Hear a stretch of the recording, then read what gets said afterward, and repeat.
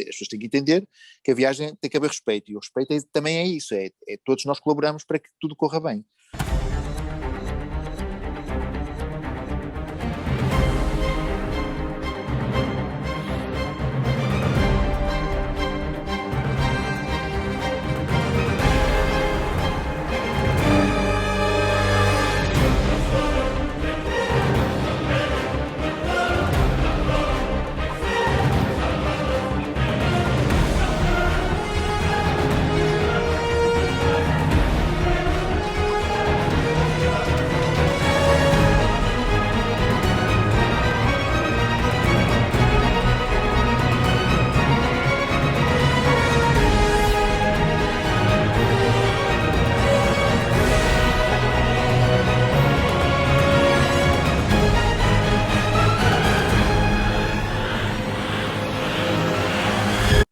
Olá, bem-vindos a mais um episódio. Eu sou a Sónia Justo, do Lovely Lisbona, e hoje vamos fazer uma viagem com o Vítor Costa, que é o mentor de um projeto já muito antigo e que eu acho que é fantástico, que é o Fotoadrenalina.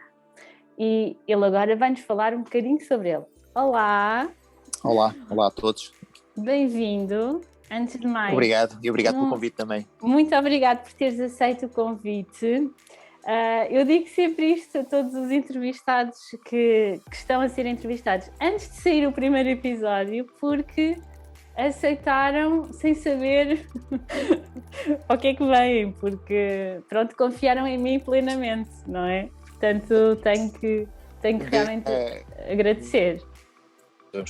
Nas entrevistas o problema às vezes é se vais denegrir a imagem ou não, não é?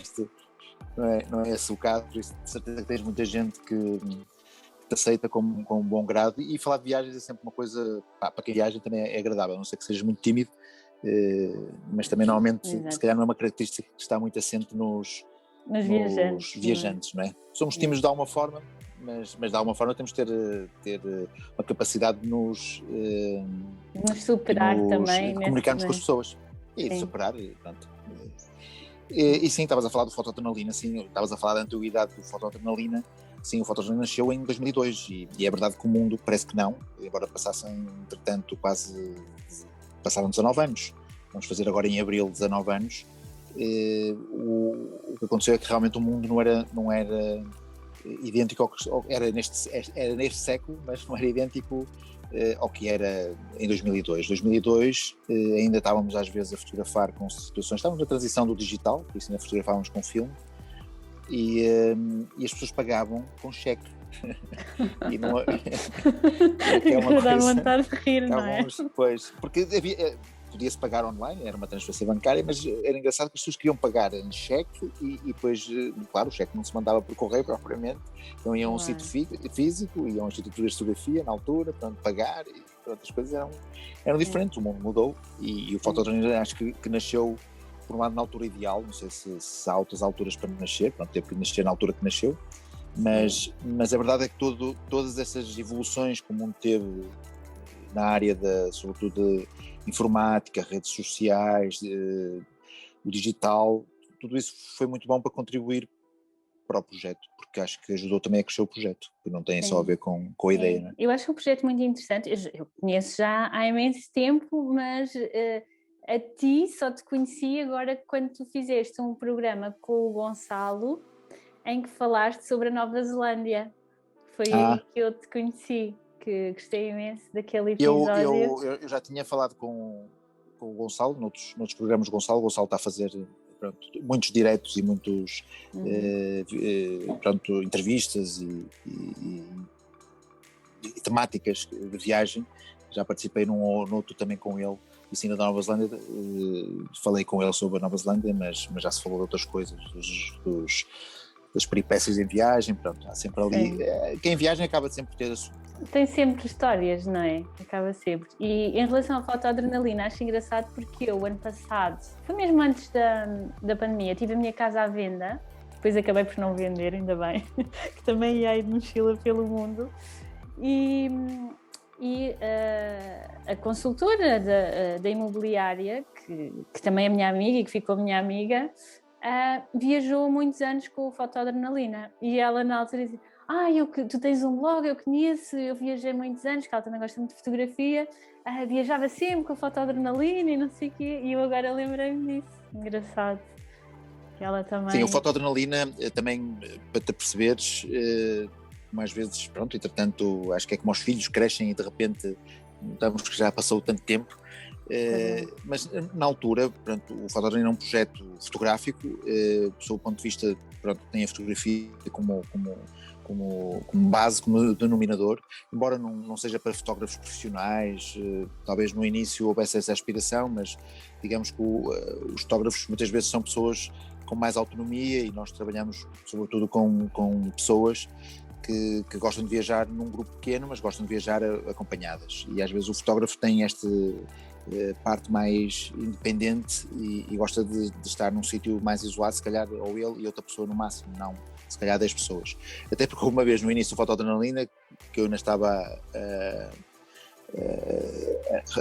digamos, a delinear o que é que iria ser o Fotodrenalina, mas ele no início havia as viagens que tinham muito sucesso, e a primeira vez que nós fomos a Marrocos fomos logo com uma caminhoneta de 30 pessoas e depois levei uma caminhoneta de 50 pessoas e pá, despejar 50 pessoas para fotografar num sítio, aquilo era incrível, era, claro, todos se atrapalhavam a todos, é óbvio, e não dava. Pá, eu lembro-me, não é? Íamos para a montanha e a montanha ficava só contaminada só connosco. Pronto.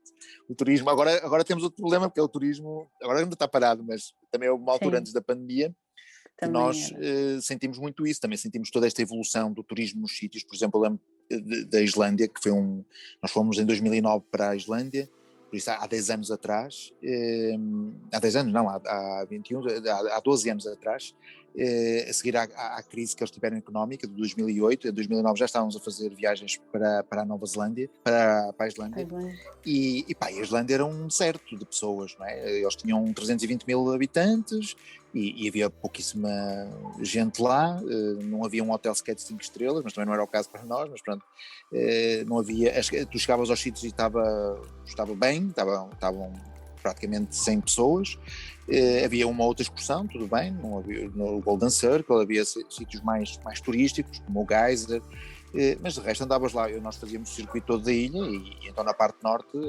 éramos praticamente isolados. Cresceu tanto que, não é, chegaram a ter 2 milhões de turistas, pá, o que chegavas a uma cascata e estava pior que os 50 gajos lá, não é? Além disso, outra coisa também que piorou as viagens foi que, além das pessoas fotografarem, pronto, toda a gente agora fotografa, foi também que passaram a tirar selfies, quer dizer que demora mais a sair da cascata, a sair do enquadramento, quer dizer, estão lá os fotógrafos, às vezes até vejo expedições fotográficas no sentido de pronto, irem com um fotógrafo de renome, querem fazer a cascata X ou Y, mas estão sempre com contaminação de gente, digamos, à volta da cascata e dos cenários que muitas vezes queremos tirar. Por isso também foi uma coisa que foi mudando no mundo, o aumento do turismo. Agora estamos todos com vontade que haja muita gente à volta das cascatas, que é sinal que podemos, pois é, agora faz muita confusão agora ir aos sítios e não ter ninguém.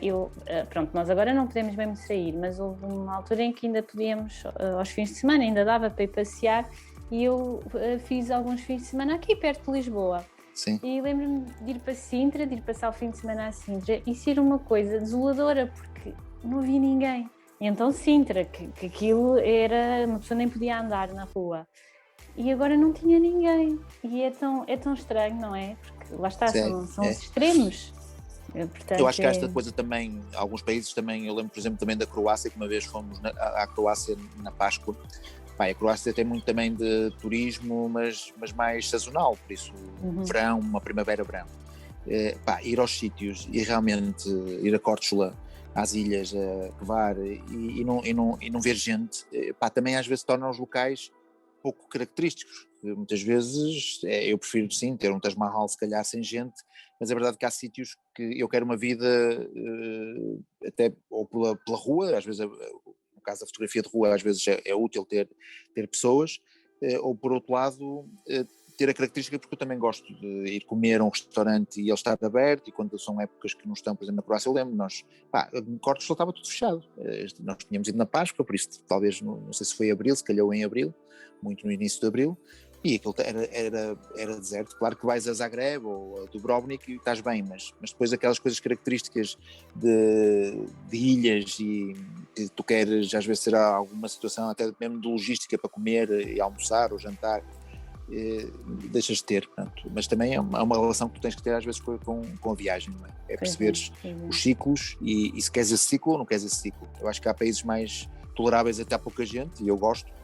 E isso também era um problema que me estava a crescer ao longo dos anos, que era muitas vezes que destino é que vou escolher que seja, porque hoje tu pões uma imagem na internet e toda a gente depois vai para lá porque a imagem é o máximo, quer dizer, tu descobres uma praia ou descobres uma montanha ou descobres um monte ou uma árvore e a seguir toda a gente faz a árvore, pronto.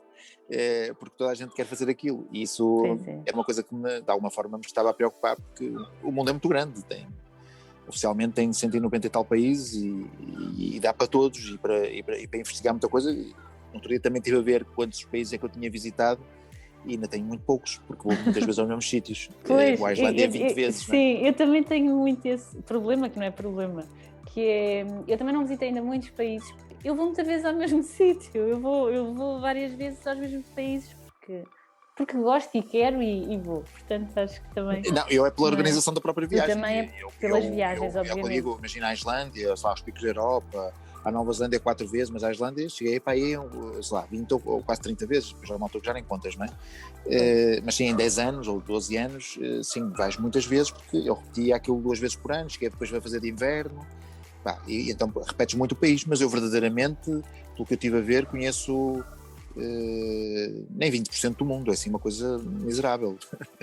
Também é verdade que há países depois muito grandes que eles não te contam muito, mesmo que eu vá aos Estados Unidos, não conheço os Estados Unidos todos, não é? E eles também só contam, pelo menos há aplicações que só contam aqueles estados que tu foste, não é?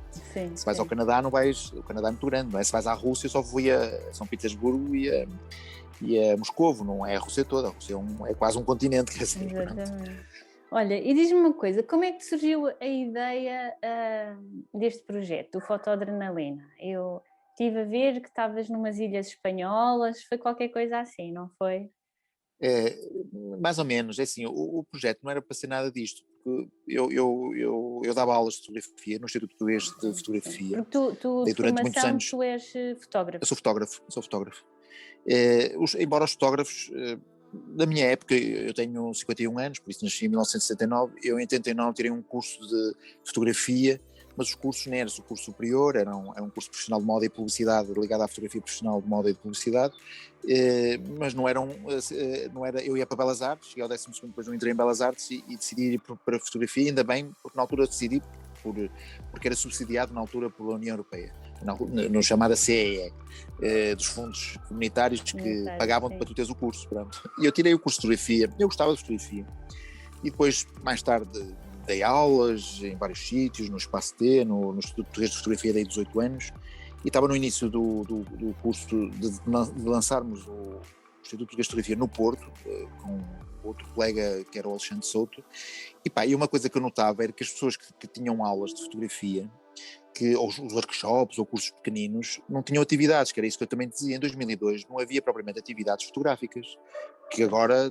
tu tropeças nelas, não é? Quer dizer, toda a gente sai para fotografar, ou toda a gente tem um grupinho para fotografar, ou toda a gente... Não, em 2002 não havia isso, e antes também não havia isso, quer dizer, que as pessoas tiravam os cursos de fotografia, os mini-cursos ou o que seja, e depois deixavam de fotografar, iam fotografar uma vez por ano nas férias, também não se viajava tanto, mas ia-se fotografar, e depois eu dizia, então, encontrava-os passados 6 meses, então, já não fotografava há não sei quanto tempo, tenho que voltar outra vez.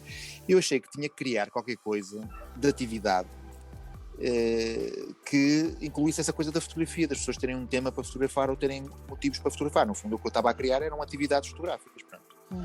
E então achava que eu devia fazer um fim de semana que era maluco, que era assim um fim de semana. Eu também tinha estado a trabalhar no Espaço T. O Espaço T trabalha, é uma instituição de solidariedade, é uma IPSS, por isso, de solidariedade social.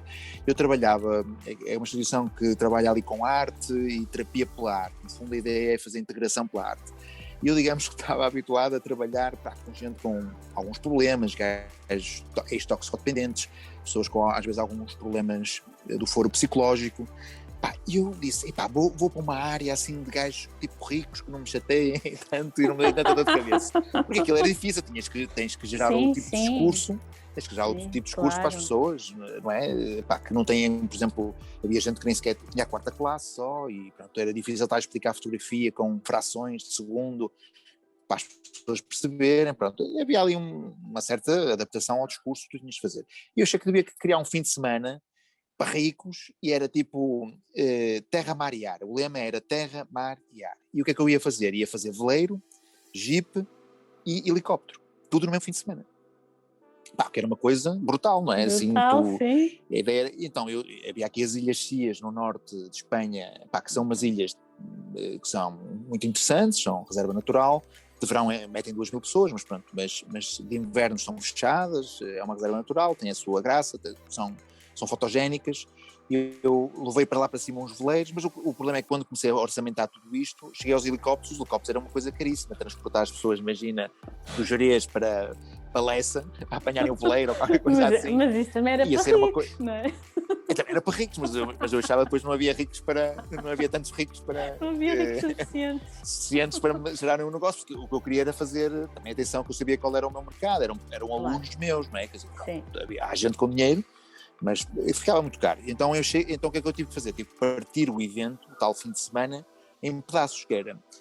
comecei a fazer as Ilhas Cias e então levei 2 veleiros, conversei com 2 gajos, levou-se 2 veleiros lá para cima para as ilhas, para ficarem lá no porto de Vigo, e depois fazíamos as ilhas ao fim de semana. Pronto. E fiz as ilhas, até dei uma entrevista na altura, em direto para a TSF, das Ilhas Cias, pronto, imagina.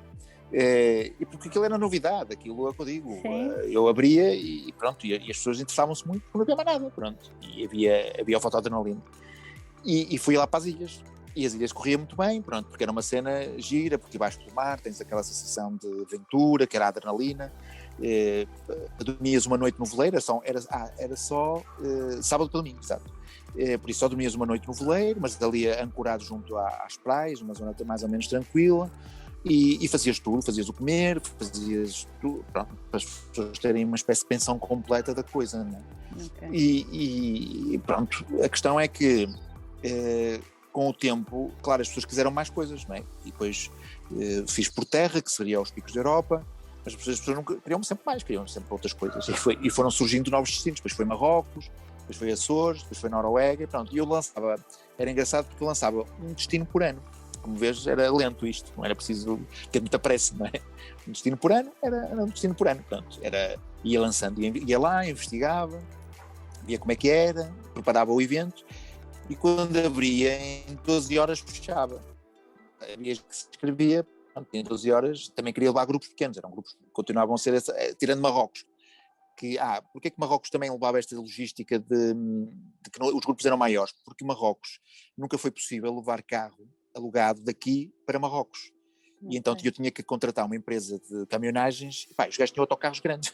E as pessoas escreviam-se, tudo bem, olha, vamos dar. Era encher o autocarro. Era encher o autocarro, só que depois aquilo tinha problema, eu também era muito inexperiente. Queria alimentar aquele pessoal todo, então tu não estás a ver o que era, imagina com marroquinos. E eu ali, almoço, chegamos a Chef Shawan ou qualquer coisa assim, ou até Tetuane, e eu tinha que dar almoço àquela gente. Então era arranjar umas chamuças, não sei onde. E era muito à base de um desenrascante, que é giro, mas aquilo criava uma certa tensão, porque alimentar 30 gajos muita gente muito esfomeada, as pessoas com fome. Depois as pessoas com fome transformam-se. E Marrocos era uma mudança de cultura na altura brutal, porque era muito perto, é atravessar aqui o Mediterrâneo, e era uma diferença muito grande. Eu adoro Marrocos. Eu adoro. E é daquelas coisas que eu digo às pessoas, não custa nada ir a Marrocos, porque tu estás, é muito perto, tens de avião 1 hora e qualquer coisa, e por exemplo vais a Marrakech e é uma coisa, já te sentes no outro mundo. Também Marrocos na altura era bem diferente do que está agora. Marrocos melhorou muito para o turismo, nós atravessávamos Algeciras de Ceuta e entrávamos por Ceuta em Marrocos. A fronteira de Marrocos de Ceuta era uma coisa. caótica, mesmo de filme, gajos a tentar passar fronteiras, os marroquinos todos a tentar passar a fronteira pelas montanhas, pelas cenas das rabinas que tinham ao lado, a fronteira era sempre um stress, pronto, porque os marroquinos eram gajos que criavam um stress na fronteira. Portanto, eu acho que eles criam sempre stress na fronteira, sabes? Mas está muito melhor, está muito melhor. A única vez que tive algum stress para entrar em algum sítio foi em Marrocos, porque a primeira viagem que eu fiz... Em que ano é que entraste? Foi, está aqui, está aí há uns 4 anos. Acho que foi uns 4 anos. Melhor. Sim, em 2004. Sim. Em 2004 foi acho que o primeiro ano que eu entrei lá. Aquilo... Só para vocês verem como é que... Também é muito engraçado em viagem perceber como é que funciona o preconceito. Só para contar aqui também uma cena que é interessante. Na altura, quando eu disse que há Marrocos, toda a gente dizia: ei, Marrocos, ei, pá, tu estás maluco, aquilo é só gajos a vulgarizarem-te e a comida é uma porcaria, vais encontrar baratas na comida e não sei o quê, não sei o que mais. E tudo é regateado e vão-te roubar e pronto. Pá, e nós na altura arranjamos uma renta-car que nos emprestou realmente um carro, deixou-nos alugar um carro para ir para Marrocos. Portanto, fizemos lá as coisas, mal cheguei à fronteira, o gajo, veio um gajo ter comigo e eu tinha para aí, não sei quanto dinheiro é que tinha, já estávamos em 2004, já tínhamos euro, por isso eu acho que tinha para aí 300 euros, mas era algum dinheiro. E o gajo disse: você quer entrar, é isso? Nós éramos 3, eu fui com mais 2 amigos. Quer entrar, vem aqui comigo, não sei o quê. Mas eu achava que o gajo era para aí um polícia, ele estava de gilava, mas eu achava que era uma autoridade.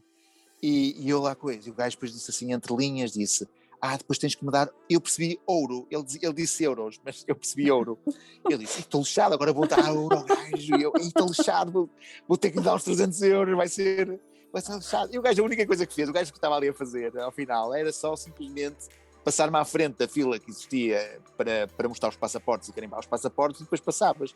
Dei-lhe 10 euros, 5 euros ou qualquer coisa assim, e o gajo ficou super contente na altura.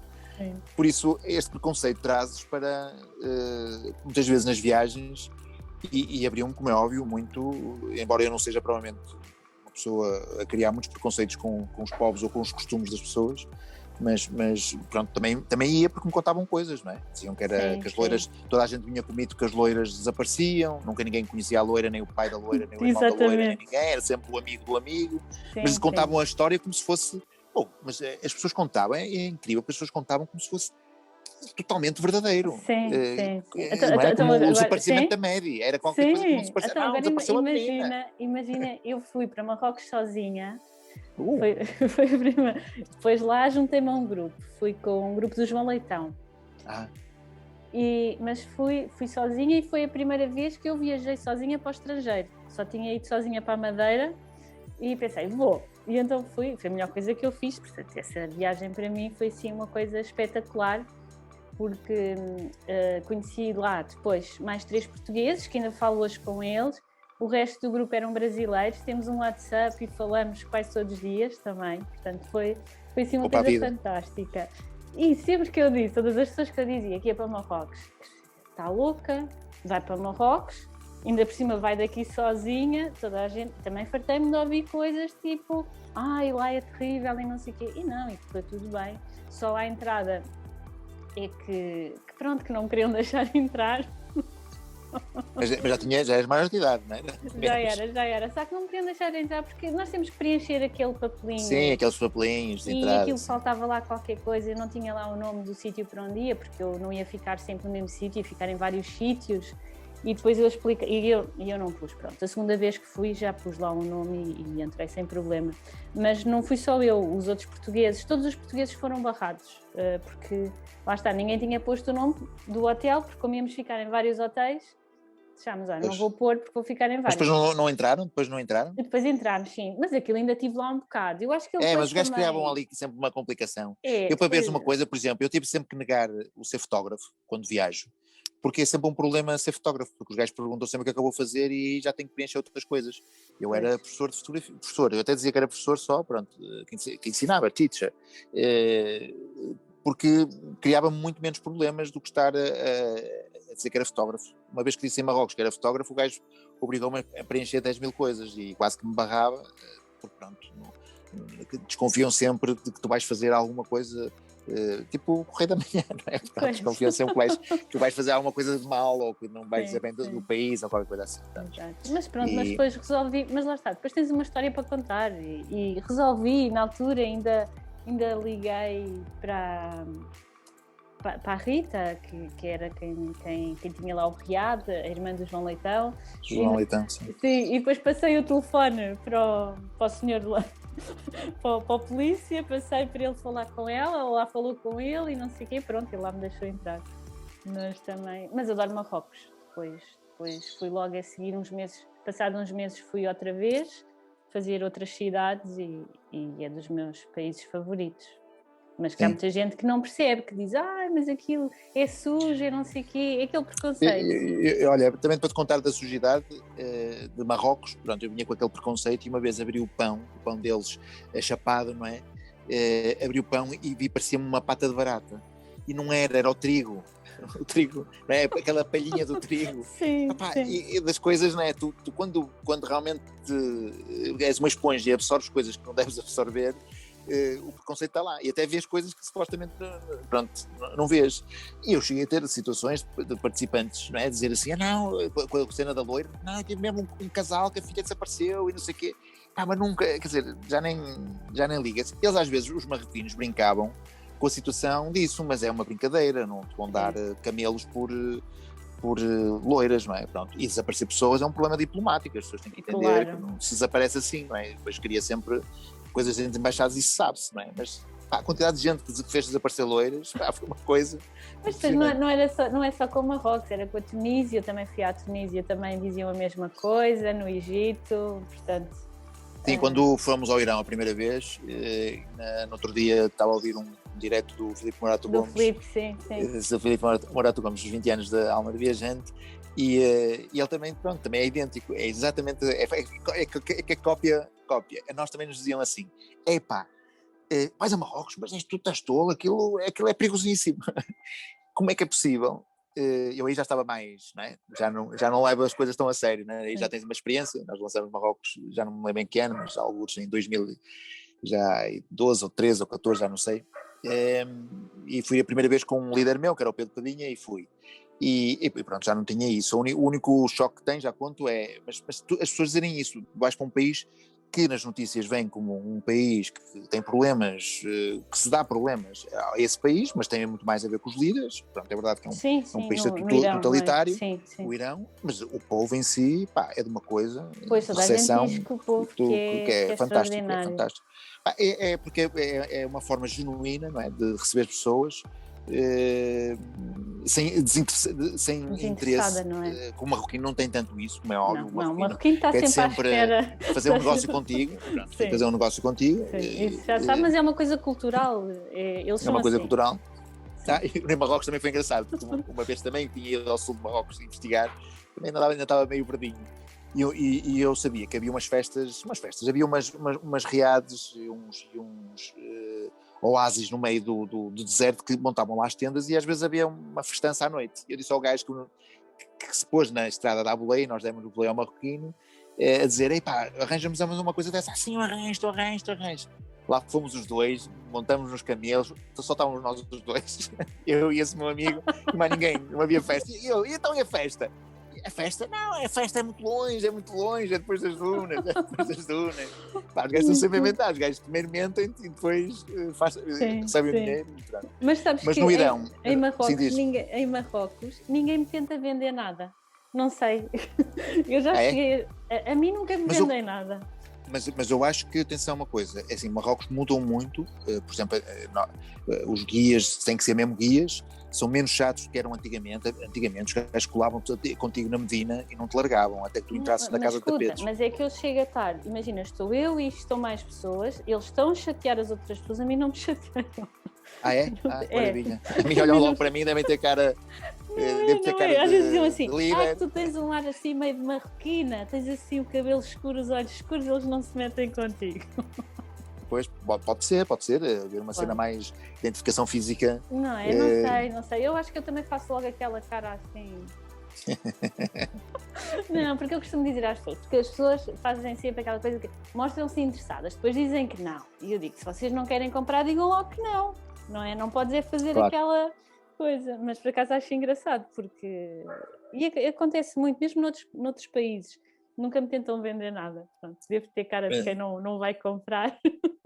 Eu tenho cara logo, os gajos vêm logo ter comigo, vêm logo. Mesmo que às vezes não me meta lá no meio do grupo a tentar disfarçar, os gajos percebem logo. Eles são bastante perspicazes, não é? Pronto, também tem a ver com isso. É um povo que se aprende muito bem, adapta-se muito bem e também, por exemplo, a nível de viagem, também é interessante perceber isto. Por exemplo, eu sempre viajei muito também para Marrocos e para outros países em que eu sinto que quando tu tens países mais que até se podem, se quiser, há menos certeza que tudo vai correr bem, não é? Podes ter mais imprevistos. Sim. Mas também sabes que o outro lado da moeda é que tu facilmente pagas para que resolvas isso. Eu, por exemplo, em países nórdicos, são muito mais rígidos. Eu tive uma vez um problema num alojamento, e é de uma rigidez que a mim me chateia muito mais isso do que o marroquino, que é verdade que se tu fores um gajo meio inocente, possas te levarem mais caro do que merece, não é? Sim. Mas também verdadeiramente também sabes que é? eles podem desenrascar. Sim. Eles desenrascam se houver um problema. E até ajudam e fazem as coisas também às vezes até sem não haver o interesse. Ao Babel, não é? Que é um filme que uma parte do Brad Pitt está em Marrocos e a mulher recebe um tiro. Portanto, quem conhece o filme sabe que aquilo, pronto, foi um tiro acidental e essa a parte final também transmite muito bem essa cultura, que é o Brad Pitt ao final tenta pagar ao gajo por salvar a mulher e afinal não é necessário, porque as pessoas estavam genuinamente a ajudar, e eu acho que isso está também nesses povos. Às vezes sentes que a rigidez de um povo, não é? Como eu tive na Islândia, como eu tive na Noruega, e gosto muito desses países, e gosto até muito das pessoas desses países, mas tem ali uma rigidez, que coisa quando complica, os gajos não saem dali e não te fazem o serviço. Se não tiverem que fazer o serviço, não te fazem o serviço. Eu lembro na Islândia uma vez, nós chegamos, o barco estava só para nós vermos as baleias, e eu já fazia aquilo há muito tempo, e o gajo foi crescendo no negócio. Na altura éramos só nós até depois íamos pescar, depois de ver as baleias, bacalhaus, e levávamos para as casas e cozinhávamos. Pronto, era uma cena muito fixe. E o gajo, na altura, tinha um barquito mais pequeno, depois comprou um barquinho maior, e a Islândia começou a ficar com mais turismo. Uma altura que ele percebeu que não precisava de mim para nada. Portanto. E o gajo bebia também uns bons copos, que eu percebi que depois o gajo estava a beber. Nós chegamos 10 minutos, um quarto de hora atrasados, mas o barco era só para nós. Não tinha ninguém à espera e ele não estava à espera de nós. E o gajo já não estava lá, atenção, já não estava lá. Isto com 10 minutos de atraso. E eu liguei-lhe e disse, olha como é que é, tenho aqui os clientes, e o gajo não fez o serviço. Não fez, deixou-me entalado o gajo por 10 minutos. Isto é de uma coisa que um marroquino não me faz isto. Um marroquino não me faz isto. Porquê? Porque os gajos querem ganhar um guito. Este estava-se a borrifar para as 10 ou 12 pessoas que eu ia pagar. E o barco era só nosso. Por isso o gajo podia dizer pronto, mas olha, vou ter que descontar 10 minutos, isto em vez de ser 3 horas, vão ser 2 horas e 50. Tudo bem, eu compreendia perfeitamente isso. Ou fazer a viagem mais curta, ou o que seja. Sim. Não assim, não é? Que tu deixa mesmo a piada com as pessoas. Isso a mim chateia-me em viagem, esta rigidez. E ser líder de viagens também é preciso ter aí uma ginástica mental, não é? É preciso ter uma ginástica mental e ginástica. É tudo. Tens de ter tudo. Não, tens de ter. Assim, nós não somos só nós, porque todos depois começaram também a ter esse estilo. Nós não queremos ser guias de viagem. Um guia tem uma característica muito própria de serviço, de prestação desse serviço, que nós não queremos às vezes ter essa responsabilidade. Pronto. E gostamos mais do líder ou do fotógrafo. Pronto. A questão é que muitas vezes nem todos os líderes são fotógrafos e não pode levar sempre a carga do fotógrafo. Mas pronto, então o líder pode ser o nome, a denominação que demos às pessoas que estejam em viagem connosco, mas que outros fazem a mesma coisa. Mas esta distância que nós queremos ter dos guias é exatamente por isso, porque há aqui coisas que nós, por um lado, temos que fazer, por outro, há outras que não queremos fazer. Também queremos impor um estilo de viagem. As pessoas têm que entender, não é? Que se calhar um guia vai-te fazer até te carregar malas, se for preciso. Eu não vou carregar malas das pessoas, não é? Eu não posso. Eu aviso as pessoas para levar pouca coisa. Eu não posso depois ter que andar a ajudar sempre a carregar a mala, não é? A pessoa deixar-me à porta do carro a mala e ir para dentro do carro e eu que ponho a mala na bagageira. Isso não pode acontecer, percebes? Porque nós estamos todos no mesmo, digamos, barco, sob o ponto de vista de viagem. As pessoas têm que entender que a viagem tem que haver respeito, e o respeito também é isso, todos nós colaboramos para que tudo corra bem. Depois outra coisa tem a ver com, pronto, as próprias pessoas. Isto é uma espécie de Big Brother, que há ali uma parte que é um fenómeno, pronto, de interligação entre as pessoas. Estamos a juntar 10, 12 pessoas que não se conhecem, que podem ter um denominador comum, que foi a escolha de um país, ou a fotografia, ou interesses eu acho mais isso ou menos fantástico. comuns. Acho isso Pronto, fantástico, isso porque eu já ótimo. viajei assim algumas vezes, e quando partilho isso, recebo imensas mensagens de pessoas, até, sobretudo mulheres, a dizerem-me que queriam viajar, mas que, como não têm ninguém para viajar, que viram que, ok, posso viajar desta forma. Claro, e é outra forma de viajar. Eu também já viajei várias vezes assim e gosto bastante, porque depois normalmente as pessoas que se conhecem em viagem ficam amigos. Não, essa é pronto, a parte boa dos grupos, já porque são grupos pequenos e toda a gente tem que interagir com toda a gente. Não há aqui, em 50 pessoas não tens essa interatividade, porque ou podes ser excluído ou podes ser incluído, mas depois o grupo não vai ser nunca de 50, se calhar vai ser só de 5, 10, 3, pronto, coisas assim. Aqui não, em geral, eu tenho viagens em que houve grupos que se mantêm a ver, continuam-se a ver, 6 em 6 meses, às vezes de ano a ano, a reunirem-se e a fazer jantarada e a fazerem às vezes fins de semana etc. Pronto, foram pessoas para a vida, não é? E tens situações, pronto, de conflito de viagem que tens que gerir, que às vezes as pessoas também, pronto, é só aquele momento, e tu também tens de ter essa capacidade de perceber que às vezes as pessoas têm ali uma espécie de catarsis contigo, porque estás muito próximo, porque estás 24 horas com elas, e como é óbvio, as pessoas sentem-se mais à vontade de cascar em ti. Pronto, já que é para saco de batatas, és tu, porque foste tu que estás lá a dominar a cena, pronto. E é normal, às vezes, porque a refeição não vem à hora que se quer, e as pessoas alteram-se visceralmente quando lhes falta comida no estômago. As mulheres são fantásticas às vezes nisso. Eu às vezes via pessoas que lidava com elas bem, e quando ficavam com fome transformavam-se. Sabes que eu tenho uma amiga que diz que eu sou um pequeno gremlin, porque diz que eu tenho que estar sempre alimentada, alimentada e sem dores nos pés, porque ela diz que se eu estiver com fome e com dores nos pés, que é horrível. Não, é isso, às vezes até o próprio cansaço, nós gostamos, por exemplo, foi uma coisa que nos acontecia e fomos experimentando, nós gostamos de dar boa cama e boa comida, mas nem sempre é possível, as pessoas também têm que entender isso, mas dar boa cama tira-te uma série de problemas de viagem.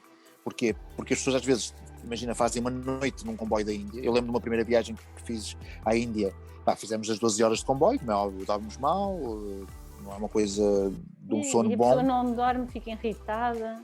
Pronto, estava aí mais cansada, e de manhã chegas, não é? E vais para um sítio que ainda é pior que o comboio. Não ajuda. Pronto. E eu fui para um sítio que era pior, fui em Varanasi e fomos para um sítio que era pior que o comboio. Aquilo que tinha obras, etc, etc. Pronto, e eu fui percebendo que dá boa cama. Nós não temos aqui no Fotoadrenalina, como às vezes outros têm, pronto, esta coisa só um estilo de alojamento, não é? Às vezes eu gosto de dar uma coisa boa, pronto.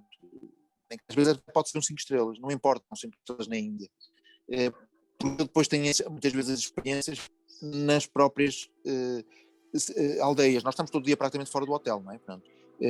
Não é que estejamos num hotel a usufruir do hotel, por isso às vezes estamos até a usufruir menos serviços que o próprio hotel tem, que tem piscina, ou tem um serviço de pequeno almoço excelente, e às vezes, pronto, se calhar não aproveitamos tudo, ou não aproveitamos a cama como queremos, porque temos horas de nos levantar, etc. Claro. Mas prefiro que saias de um comboio e tenhas um bom hotel, porque depois tudo vives em Varanasi e tens todo o acesso, mas quando vais dormir a pessoa descansa, porque a pessoa, portanto, ter ali uma situação, se as pessoas fossem perfeitas, eu quando consegui o Fotoadrenalina, a minha ideia era sempre que as pessoas eram super aventureiras, mas há tudo.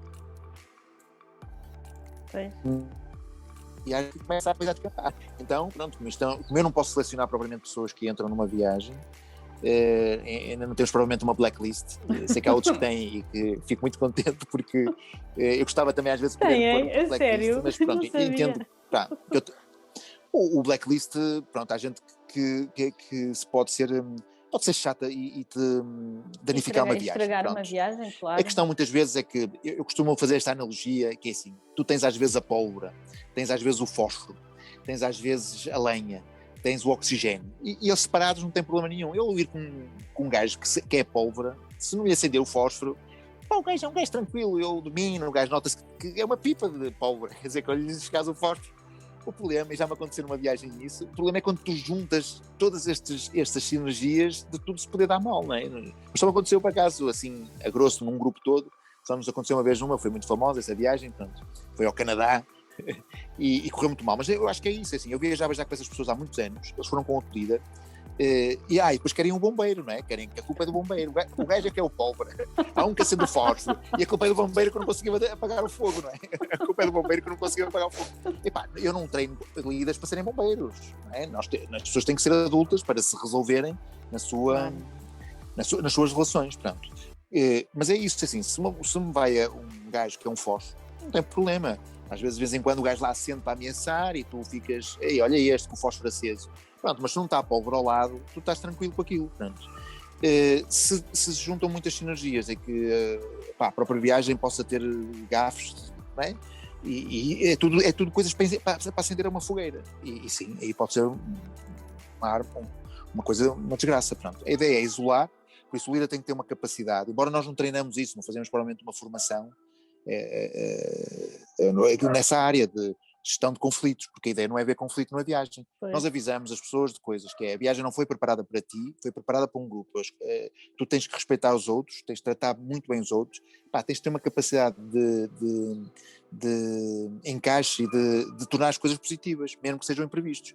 Porque quando tu perdes um comboio, ou um autocarro, ou até se for preciso um avião, não adianta nada tu desbarafustares, porque verdadeiramente tu tens é que conseguir sair daquela situação.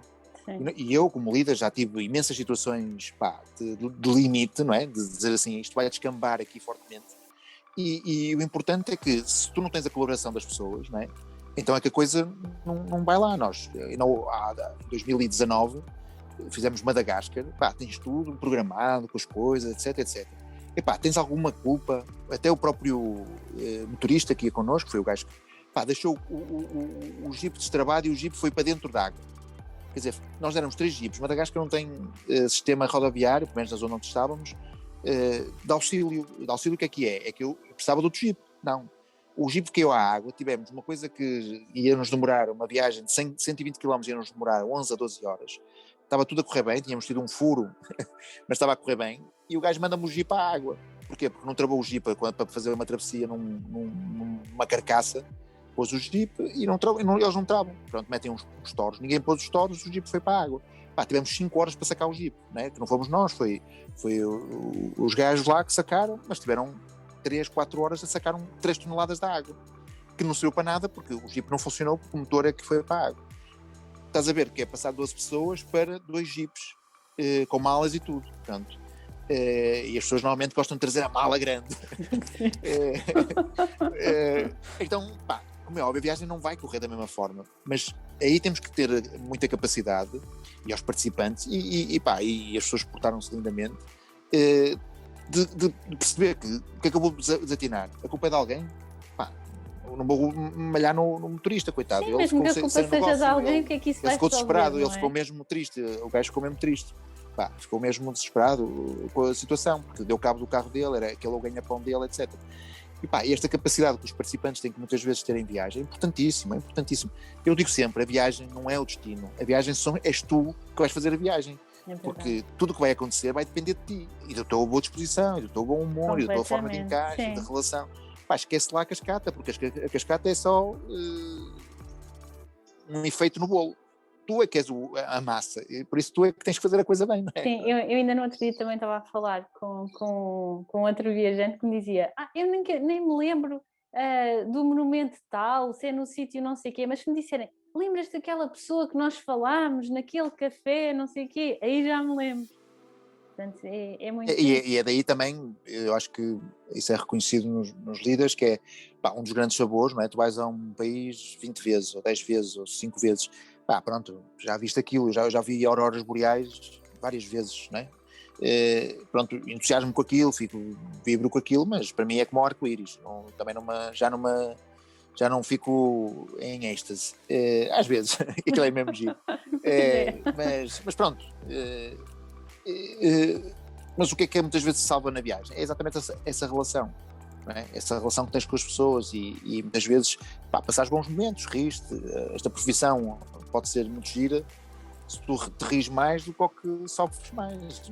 É verdade que eu às vezes tenho viagens que são um bocadinho de mais de cabeça e as pessoas dizem foi altamente, e eu pronto fiz, mas para mim na altura foi tenso, pronto, porque também estás a liderar, queres que tudo corra bem, também as pessoas têm que entender isso, eu acho que é para todo o tipo de serviço, acho que as pessoas estão muito às vezes críticas em relação a todos os outros, não é? Todos os serviços que então pagamos e compramos, achamos sempre que tudo tem que ser perfeito, como se nós fôssemos perfeitos na nossa profissão ou no nosso sítio onde nós trabalhamos ou até nas nossas relações, etc. Nós somos pessoas altamente imperfeitas e cheias de dificuldades e às vezes o que é importante é tentar perceber se podemos dar o melhor e tentamos dar, porque também há que dizer logo assim, não queremos que ninguém, não faz sentido nenhum que Fotodrenalina ou outra agência que diga, vou tratar mal as pessoas. A Ryanair era a única empresa que eu via que podia tratar mal as pessoas, porque as pessoas voltavam, não é? A Ryanair dizia, queres entrar com a mala com 11 quilos? Vai-te lixar, não entras. E cagava no pessoal. Agora, eu não posso fazer isso, eu nem sequer posso fazer isso, percebes? A Ryanair foi a única empresa que eu vi que disse assim, maltrata os clientes e os gajos. Eles voltam. Eles voltam, porque é mais barato, pronto, depois eles voltam. Por isso, a seguir, eu não tenho essa relação com as pessoas que me supostamente pagam para lhe organizar as coisas. Eu quero é que corra tudo muito bem, que eles gostem muito. E pronto, e é isso que se pretende. Por exemplo, imagina, também ainda ontem estava a falar num direto do Clubhouse com o Pedro on the Road, vocês conhecem? Sim, conheço, da Metamorfose, sim. Da Metamorfose, e agora perdi-me que era, e eu ia dizer qualquer coisa com isto, agora perdi-me. Olha, acontece. Perdi-me em viagem. Exato. Já me lembro. Sim. Mais é que queres saber? Mais. Viagens agora nos próximos tempos, já tens Fotodrenalina, já tem aí coisas programadas? Sim, nós tivemos, já o ano passado tínhamos programadas. Eu acho, o ano passado também programámos o ano todo muito bem. O ano passado todos programado. tínhamos programado, eu também tinha o meu ano todo programado. Até passagem de ano e tudo, eu tinha tudo bem programado, não era por aí. O ano passado, olha, para teres uma ideia, o ano passado ia fazer 12 meses, 12 viagens.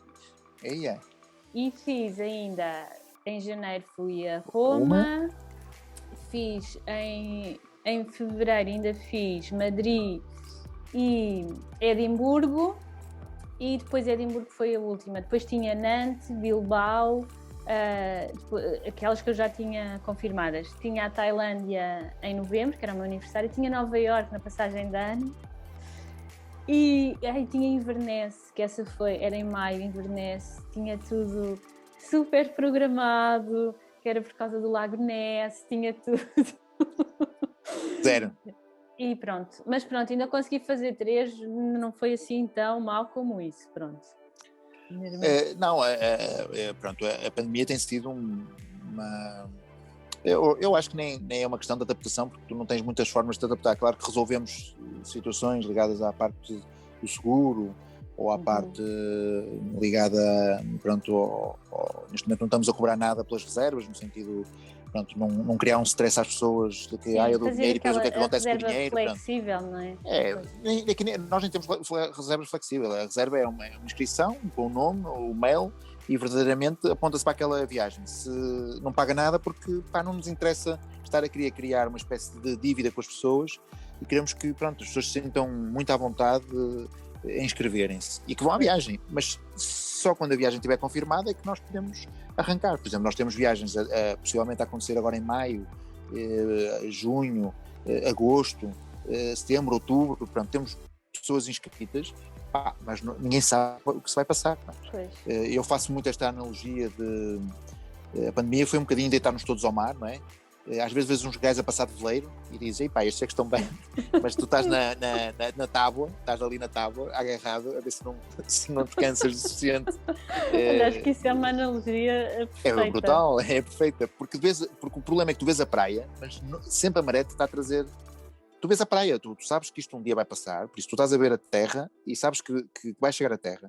Tens é que te aguentar na pranchita que tens. Pronto, chateia-te um bocado, às vezes vês uns gajos de veleiro a passar e a dizer que estão no meio de não sei onde, na sua casa, ou na sua piscina, ou isto ou aquilo. Pronto. Evidente que isto a nível económico, arrumba qualquer economia.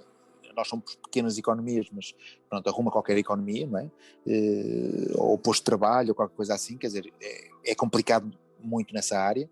É assim, o projeto não acaba, mas é verdade que não é agradável. Eu nunca pensei, eu já pensava há uns anos que realmente o turismo estava, que era impossível o turismo crescer da forma como estava a crescer, cada ano mais, cada ano mais, porque o mundo não tinha capacidade de ter os sítios tão congestionados, e estava a haver problemas em Veneza, em Dubrovnik, pronto, com os paquetes, toda a gente a chegar, e quer dizer, toda a gente me contava, não é? Eu nunca assisti a isso em Dubrovnik, mas aquilo é uma muralha que chegava um barco de 5.000 pessoas ou 3.000 pessoas e congestionava completamente a vila, que aquilo são ruelas muito estreitas, não é?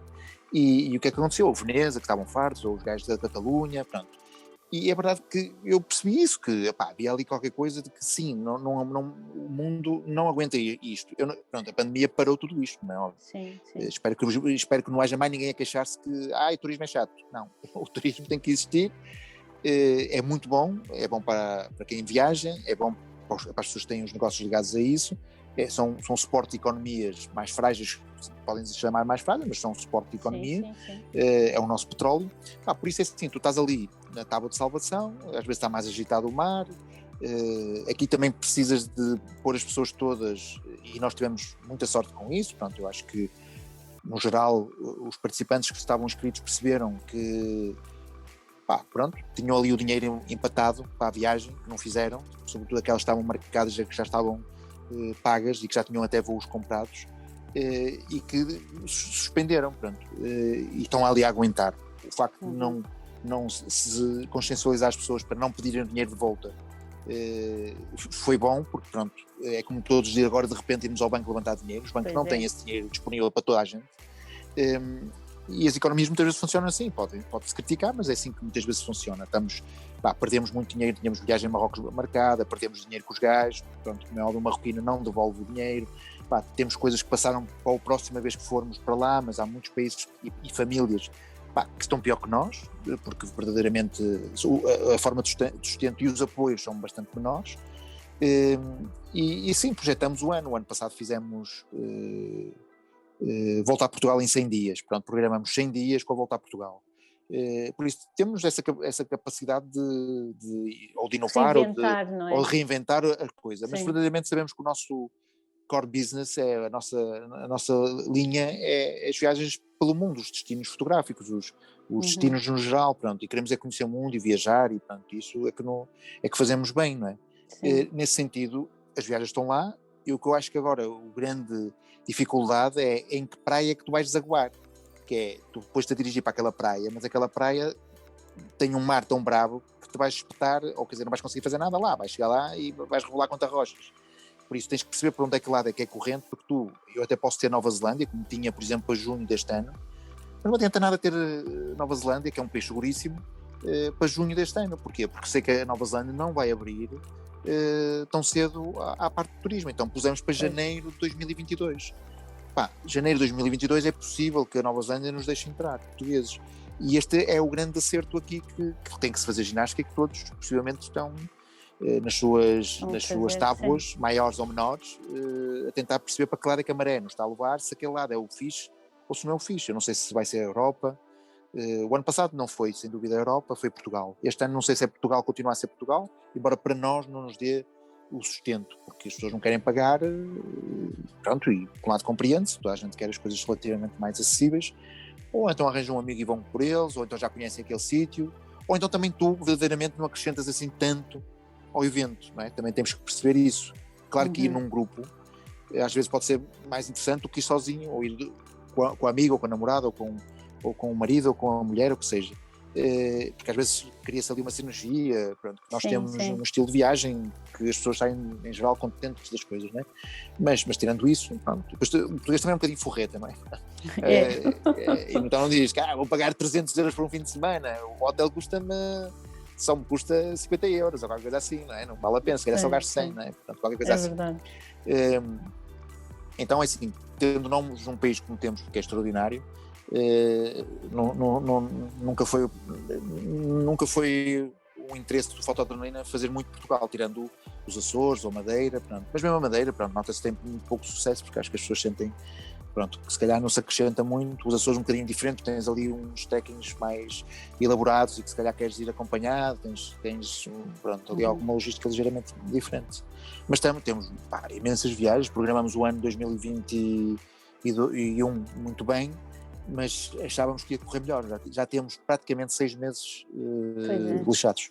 Pois é. Já temos praticamente 6 meses lixados, o que é mau, é péssimo. Eu, quando me desejaram um bom ano, eu pensava mesmo que ia ser. E não está a ser. Pois não. Eu nunca pensei que nós confinássemos novamente, sabes? Nunca achei. Também não. Nunca pensei isso. Mas já que o próprio primeiro-ministro disse que não queria, e pronto, tinha razão, sob o ponto de vista, porque é deixado para a economia.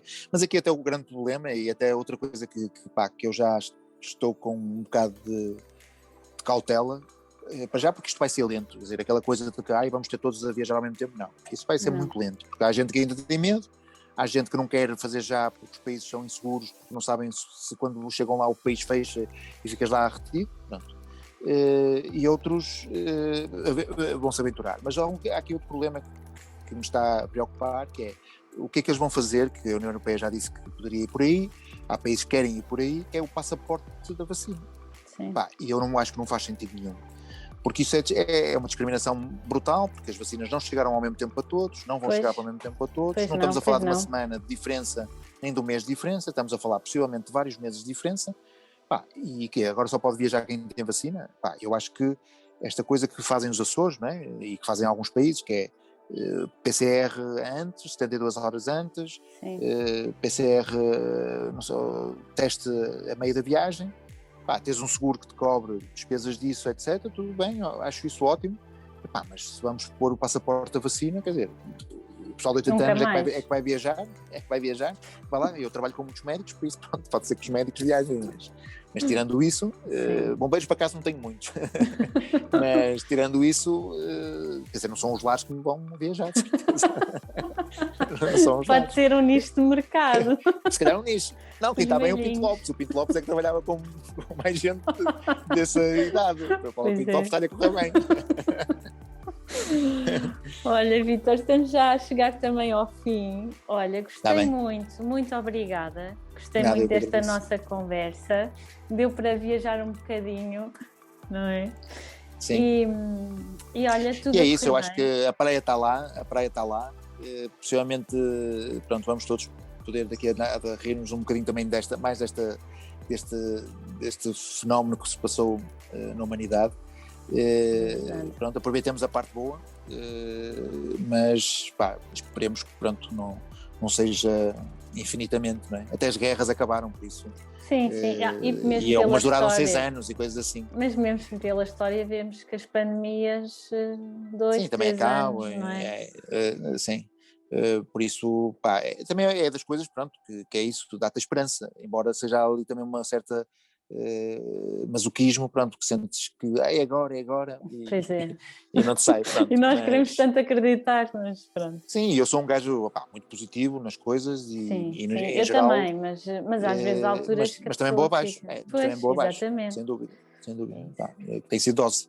Sim, acredito. Mas gostei muito de falar contigo e gosto muito de recordar viajar. Sim, eu até tinha inventado uma vez, em outubro nós inventamos uma cena engraçada também, mais uma vez para dar resposta a isto, que era, se não podias viajar, uma coisa que eu tinha visto é que as pessoas pelo menos podiam comer. Então fizemos um jantar do mundo, que era viajar pelo mundo, mas dos sabores. Então arranjamos uma chefe de cozinha e fazíamos um jantar, e fazíamos um jantar, e ainda fizemos o Irão. Juntávamos 2 países no mesmo jantar, que era o Irão, por exemplo, fizemos o Irão e o Peru. O Irão não, desculpa, fizemos o e o Peru. Aquilo correu bem, as pessoas adoraram, não sei o quê. Pô, se até isso, nos acabaram, não é? Pois Porque foi. nem podes comer, é que nem podes ir ao restaurante conviver. Não Pronto, também é é? uma coisa que acho que em viagem é extraordinária.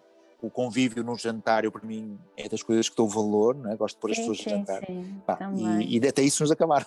Já Pronto. viste. Agora não sei, pelo menos, olha, podemos fazer isto, se não podes Podemos comer nem fazer viajar, isto. pelo menos podes falar. No momento Sim, podes falar. agora nem o café ao postigo Pelo se menos pode podemos falar e beber, conversar. nem o cafezinho, portanto. Nada. Portanto, olha, vamos nos mantendo, Nada. lá está, como diz, Olha, gostei muito também de falar contigo, como o nome deste programa diz, Sónia, à tona. e com contacto. Tá bom, então vá, olha, beijinhos. À tona, exatamente. Vamos À manter à tona, tona, é exatamente. mesmo isso, manter-nos ali à tona. Beijinhos para todos e obrigado. Beijinhos, obrigada. Exatamente. Adeus e Tá. espero por Tchauzão, vocês no tchauzão. próximo episódio. Adeus.